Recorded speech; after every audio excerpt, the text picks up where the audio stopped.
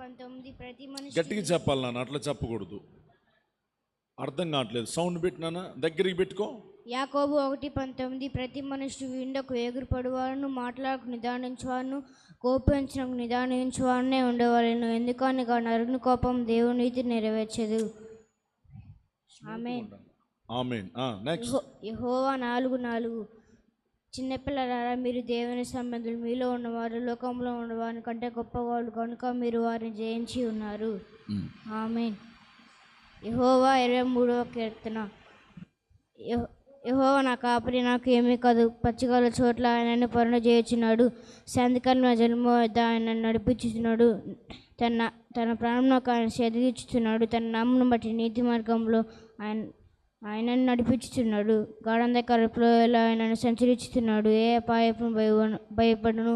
నీవు నాకు తోడే, నీ దొడ్కరి దండములు ఆదరించును. నా శత్రువులు ఎట నీవు నాకు భోజనం సిద్ధపరచుదు.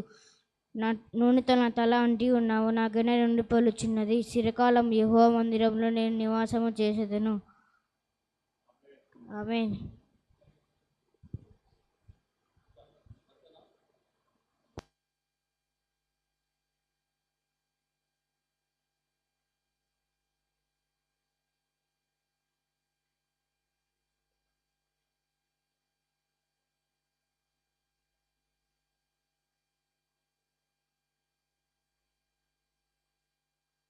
చప్పులు కొడదాం. శామ్, వీడి పేరు, వీడి కోసం ప్రార్థన చేయండి. వీళ్ళ తల్లి ఎక్కడుంది? అమ్మా, ఇంకా ప్రభు కోసం అని పెంచు. ఓకేనా? మంచిగా వాక్యాలు, సెలవులు వస్తూ ఉన్నాయి గనుక మంచిగా కంటత వాక్యాలు ఎక్కువ రావాలి.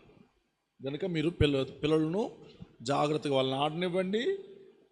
ఆడే టైం ఎంత, వాక్యం చదివే టైం ఎంత, చదువుకునే టైం ఎంత, అన్నిటికీ టైం పెట్టండి. సిస్టమేటిక్గా